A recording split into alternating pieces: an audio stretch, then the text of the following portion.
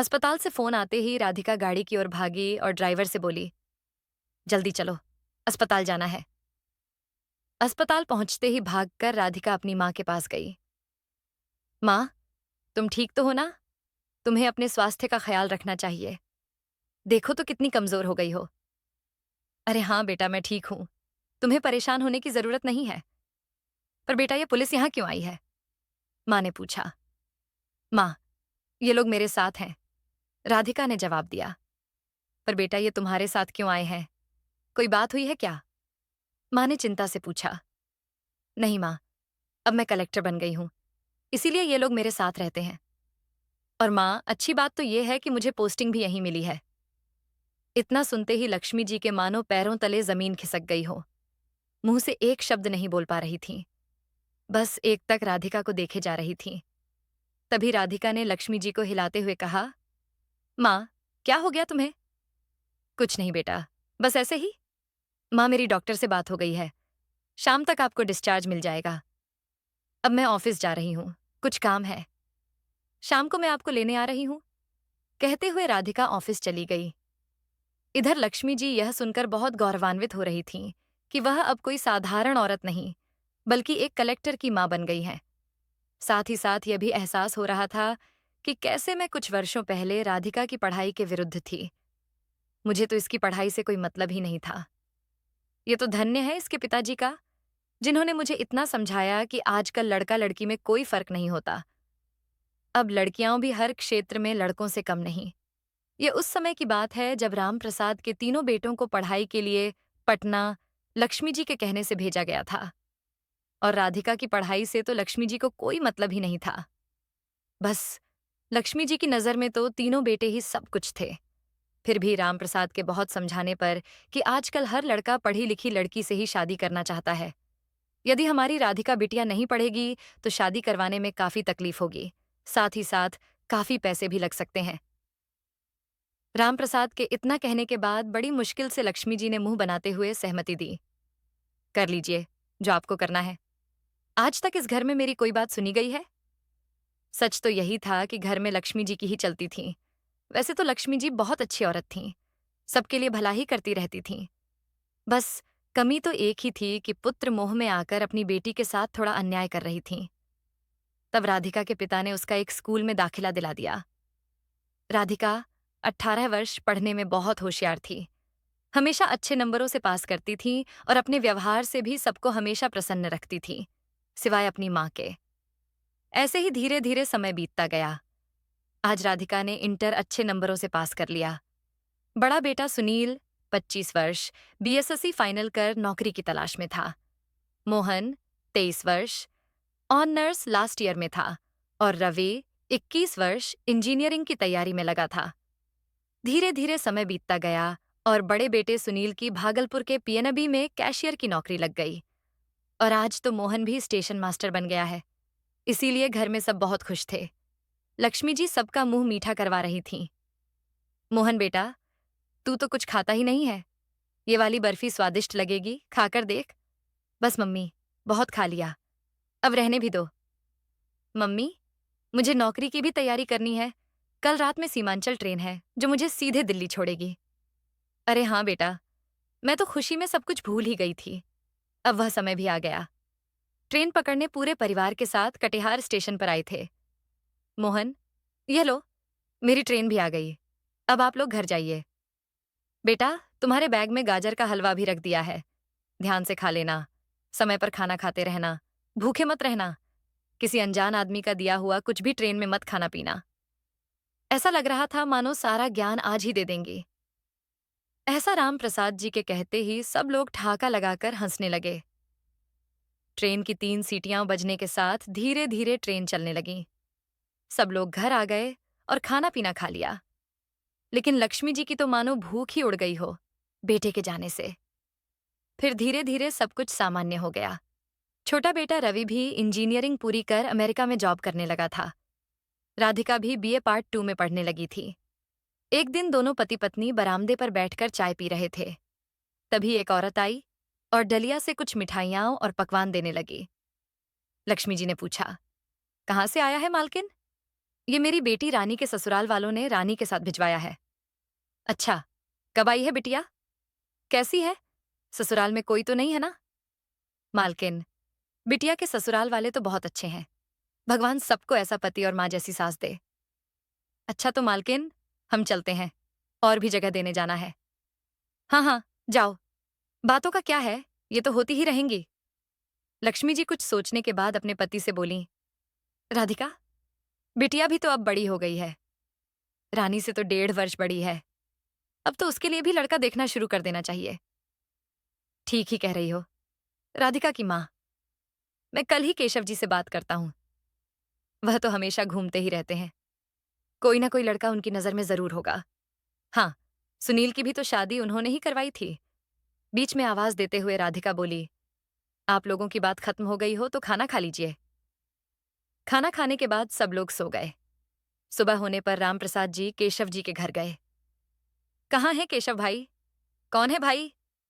अंदर से ही केशव जी ने आवाज दी। अरे, मैं रामप्रसाद हूं। अरे, रामप्रसाद बाबू, आइए, बैठिए। सुनती हो, रामप्रसाद जी आए हैं। जरा 2 कप चाय बना देना। कहते हुए केशव दरवाजे पर आ गए। कहिए रामप्रसाद जी, सब खैरियत तो है ना? हाँ केशव भाई, सब बढ़िया है। अब तो तीनों बेटों की नौकरी भी हो गई है। बस अब बिटिया का कहीं शादी ब्याह हो जाए तो मेरे सिर का बोझ हल्का हो जाए। आपकी नजर में कोई लड़का हो तो बताइए। बड़ी आस लेकर आपके पास आया हूं। केशव जी कुछ देर सोचने के बाद बोले, लड़का तो है एक मेरी नजर में। जमीन भी 202 बीघा लगभग होगी और इकलौता भी है। अपने पिता के साथ खेती बाड़ी करता है। लेकिन लेकिन क्या केशव भाई? यही कि उसका घर बहुत ही दूर है। आप लोग इतना दूर से शादी कीजिएगा कि नहीं? बीच में ही बात काटते हुए रामप्रसाद जी बोले, कहाँ? जगह का नाम तो बताइए। अररिया। अरे, वह नेपाल बॉर्डर ही मान लीजिए। तो क्या हो गया? बीच में ही लक्ष्मी जी बोल पड़ी, आजकल बस तो हर जगह जा रही है।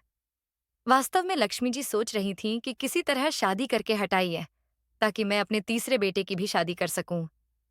सब लोगों की सहमति से फिर तय हुआ कि परसों चलना है लड़का देखने। रविवार भी है। सुनील की बैंक में छुट्टी भी है। फिर एक गाड़ी रिजर्व की गई। सब लोग सुबह 7 बजे तक निकल गए। सुनील शनिवार को ही अपने घर कटिहार आ गया था। अररिया 0 माइल पास करके कुछ दूरी तय की थे कि सुनील बोल पड़ा, पिताजी, इधर का रोड तो बहुत ज्यादा खराब दिख रहा है। ड्राइवर भाई, धीरे धीरे ही चलाना। चाचा जी, और कितनी दूर बची है अभी? बस बेटा, अब तो मात्र 5 किलोमीटर के लगभग ही होगी। ये लो, पटेगा चौक आ ही गया। केशव भाई बोले, यहाँ का रास्ता ऐसा है, सफर करने से ही भोजन पच जाएगा। इतना कहते ही सब लोग हंस दिए। केशव जी बोल उठे, बस यही थोड़ा खराब है, आगे से बढ़िया ही है। 1 किलोमीटर सीधा अंदर लेना और एक बड़ा सा पीपल का पेड़ दिखेगा। वहीं बगल में जो सबसे बड़ा टंकी वाला घर दिखेगा, वही है मोहन जी का घर। चलते हुए अचानक रामप्रसाद जी को कुछ सफेद चमक दिखा। चाचा, वह जो चमक रहा है, वही घर है क्या? हाँ बेटा, वही है। गाड़ी दरवाजे पर प्रवेश की। उस समय मोहन जी पटसन को महाजन को दे रहे थे। उसका हिसाब किताब पूरा कर दोनों चाय की चुस्की ले रहे थे। गाड़ी प्रवेश करते ही मोहन जी की नजर केशव पर पड़ी, जो कि कुछ दिनों तक उनके यहाँ ही रहते थे। जब जब आंख दिखाकर नेपाल से लौटते वक्त शाम हो जाने पर उसी के यहाँ रुकते। केशव जी, बहुत दिनों बाद आपके दर्शन हुए। इस बार तो बहुत देर कर दी आपने आने में। बीच में ही केशव जी बोल पड़े, हाँ सरकार, इस बार देर से तो आए, पर दुरुस्त आए हैं। सब लोग हंसने लगे। फिर सब लोग बैठे। चाय नाश्ता हुआ। इधर केशव जी ने आंगन में मोहन जी को अपने आने का कारण बता दिया। फिर सबने लड़का देखा। लड़का सबको पसंद आ गया। अब जाने के समय मोहन जी और उनके छोटे भाई को साथ ही लेते दोनों ने लड़की देखी। लड़की सबको पसंद आ गई।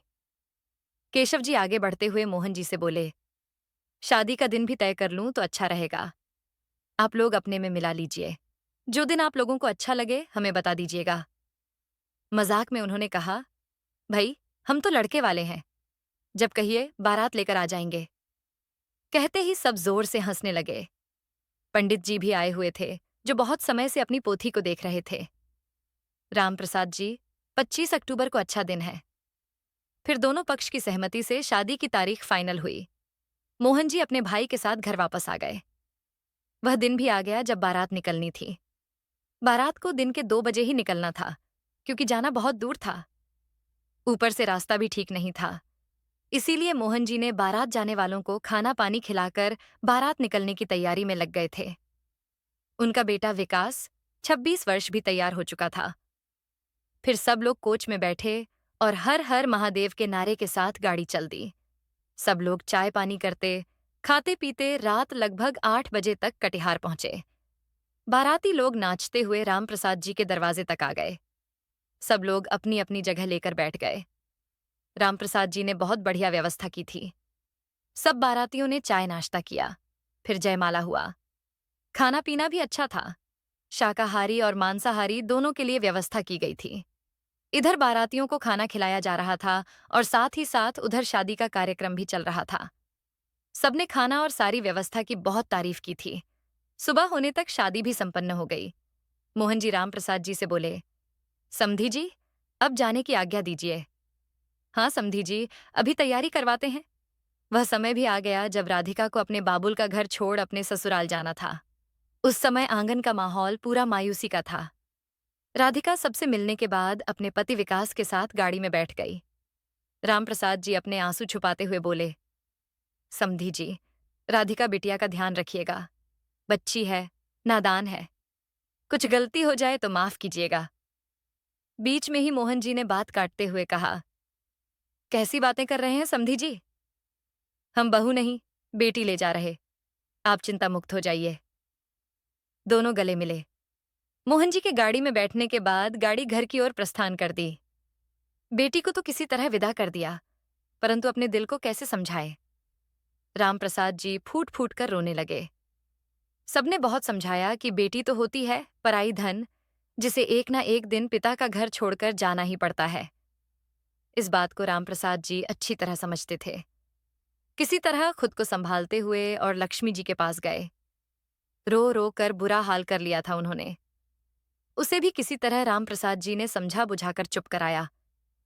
इधर राधिका के ससुराल पहुंचने पर खूब स्वागत सत्कार किया गया।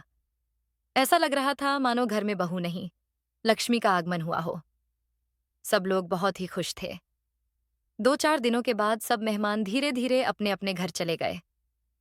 अब धीरे धीरे राधिका को भी यहाँ के लोग जैसे अपने लगने लगे। कुछ ही दिनों में राधिका सबसे घुल मिल गई। ऐसे ही समय बीतता गया। राधिका ने ग्रेजुएशन फर्स्ट क्लास में पास कर लिया। राधिका का पति विकास भी एमए किए हुए था, जो कुछ वर्षों तक यूपीएससी की भी तैयारी किए था। कुछ घरेलू समस्याओं के कारण उन्हें बीच में ही पढ़ाई छोड़नी पड़ी थी। फिलहाल विकास खेतीबाड़ी के साथ साथ घर में ही एक कोचिंग भी चलाता था। अब इधर राधिका दिन भर घर के कामकाज खत्म करके जो थोड़ा बहुत समय बचता था, उसमें विकास ने जो यूपीएससी के नोट्स तैयार किए थे, उसी को पढ़कर समय बिता रही थी। क्योंकि उन दिनों घर में मोबाइल नहीं, बल्कि लैंडलाइन की व्यवस्था थी। ऐसे ही समय बीतता गया। एक दिन विकास जल्दी ही खेत से घर आ गया तो देख रहा है कि राधिका उसके द्वारा बनाए गए यूपीएससी के नोट्स पढ़ रही है। विकास को देखते ही राधिका नोट्स नीचे तकिए से दबाने लगी। विकास मुस्कुराते हुए बोला, अरे कोई बात नहीं, मैं ऐसे ही बैठी थी और कोई काम भी नहीं था तो सोचा थोड़ा पढ़ लेती हूँ। क्या तुम्हें पढ़ना बहुत अच्छा लगता है? विकास ने पूछा। राधिका शर्माते हुए बोली, जी, थोड़ा बहुत। विकास राधिका के पास बैठ गया और प्यार से राधिका का हाथ अपने हाथों में लेते हुए बोला, देखो, तुम मेरी पत्नी हो। तुम्हारा पूरा हक है। जो भी इच्छा हो वह खुलकर बताओ। अब राधिका को थोड़ी सी हिम्मत आ गई थी। वह भी दिल खोलकर बात करने लगी। जब मैं 14 या 15 साल की थी, उस समय मैं नाना के घर गई थी। तो नाना के मोहल्ले में से एक आदमी कलेक्टर हुआ था। उसे मैंने देखा था। वह एक लाल बत्ती वाली गाड़ी में आया था। उस समय उसका रुतबा देखकर मेरा मन भी तभी से कलेक्टर बनने का हो गया था। इसीलिए मैंने तभी नाना से इसके बारे में पूछा था। तो उन्होंने बताया कि इसके लिए खूब मन से पढ़ना होगा। तभी से मेरा पढ़ाई के प्रति ज्यादा लगाव हो गया था। मेरा ग्रेजुएशन पूरा होते होते शादी और फिर यहां आ गए। विकास कुछ सोचते हुए बोला, जरा नोट्स देना तो। इसमें कितना पढ़ चुकी हो तुम? जी, पूरा पढ़ चुकी हूं, राधिका बोली। तो फिर विकास ने थोड़ी देर नोट्स देखने के बाद कहा, कुछ पूछूं इससे? खुशी से राधिका बोल पड़ी, जी पूछिए। विकास ने पहले थोड़ा हल्का हल्का दो चार सवाल पूछे, जो उसका जवाब तुरंत मिल गया। इससे विकास को लगा कि सवाल आसान है, शायद इसीलिए जवाब दे रही है। अब थोड़े कठिन सवाल करते हैं। अब ऐसा हो गया कि विकास का सवाल खत्म नहीं होता था कि राधिका इसका उत्तर देखकर पहले ही बैठ जाती। विकास को बड़ा आश्चर्य हुआ। फिर उसने कुछ गणित के सवाल किए, जो 10वीं क्लास से संबंधित थे। उसका भी जवाब तुरंत मिल गया। इस सारी घटना को विकास के माता पिता भी गेट पर से देख रहे थे। दोनों रूम में प्रवेश किए और राधिका के सिर पर हाथ रखकर बोले, शाबाश बेटी, तूने तो पहले ही सबको खुश रखा और अब तो हृदय को भी जीत लिया। विकास बेटा, देख, तू तो पारिवारिक समस्याओं के कारण नहीं पढ़ पाया, लेकिन अब तो कोई समस्या भी नहीं है। इसीलिए हम लोग चाहते हैं कि राधिका बेटी अपनी पढ़ाई जारी रखे और अपना कलेक्टर बनने का सपना पूरा करे। इसमें राधिका की सासू माँ सहमति जताते हुए बोली, काम का क्या है, पहले भी होता ही था और अब भी होगा।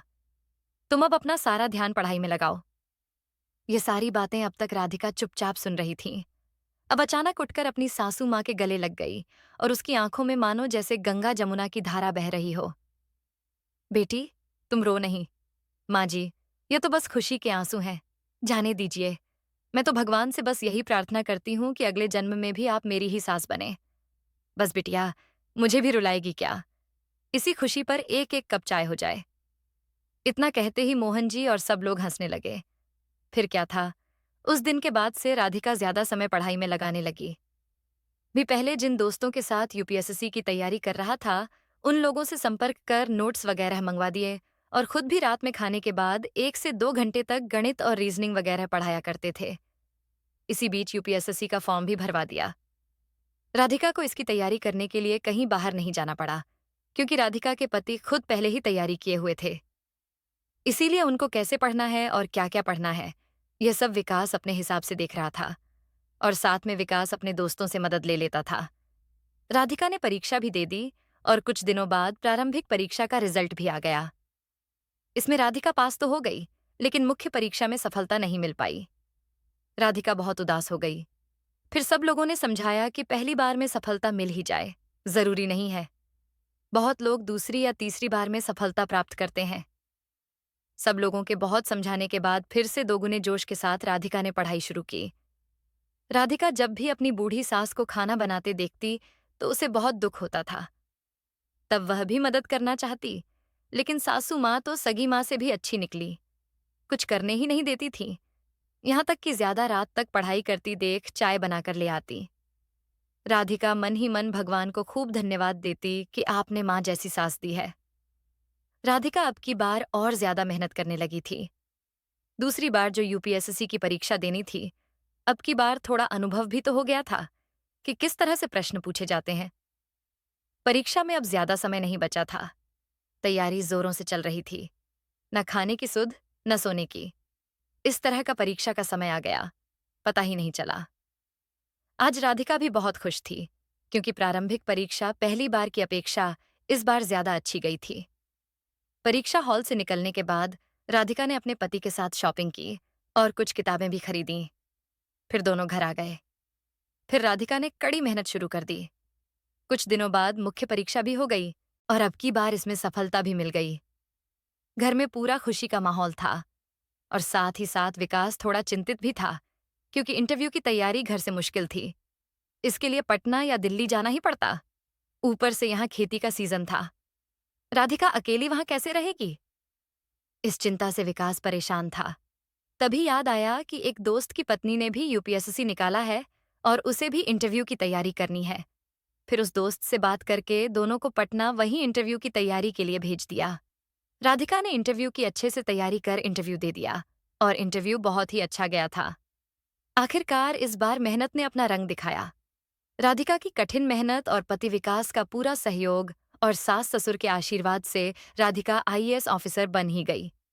आज पूरे गांव को इस तरह सजाया गया है जैसे मानो दिवाली हो। पूरे गांव में मोहन जी मिठाइयां बंटवा रहे थे। सब लोग बहुत खुश थे। हो भी क्यों ना, आज राधिका अपनी कलेक्टर की ट्रेनिंग पूरी करके घर वापस जो लौट रही है। मोहन जी को दूसरे गांव से भी बधाइयां मिली। फिर थोड़ी देर में राधिका भी आ गई। विकास की माँ ने राधिका की आरती उतारी और बोली, जाओ बहू, पहले अपनी कुलदेवी का आशीर्वाद ले लो। अरे, ये क्या कर रही हो बहू? राधिका बोली, माँ, आपका स्थान मेरे जीवन में कुलदेवी के ऊपर है। इतना कहते हुए राधिका अपनी सास के गले से लिपट गई। बस बेटी, तुम्हारा बस चले तो तुम तो मुझे स्वर्ग में ही बैठा दो। आज पूरा परिवार बहुत खुश था, क्योंकि सब लोग आज बहुत दिनों बाद एक साथ मिले थे। ऊपर से राधिका की इतनी बड़ी कामयाबी। सब लोग एक साथ खाना खाए। उसके बाद सोने के लिए सब लोग अपने अपने कमरे में चले गए। विकास की माँ बोली, आज तो बहू के कारण हम लोगों की समाज में मान और प्रतिष्ठा बढ़ गई। हाँ जी, आप सही बोल रहे हैं। आखिर बहू किसकी है? अच्छा, तो क्या वह अकेली तुम्हारी बहू है? मेरी कुछ नहीं। इतना कहते ही दोनों हंसने लगे।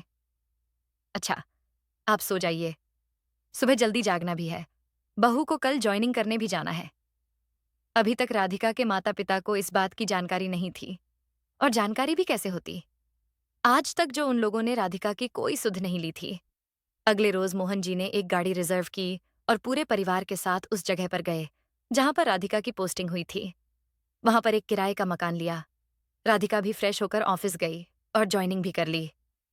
विकास के माता पिता 2-4 रोज रुककर वापस अपने घर चले आए। ऐसे ही खुशी खुशी जीवनयापन चलने लगा।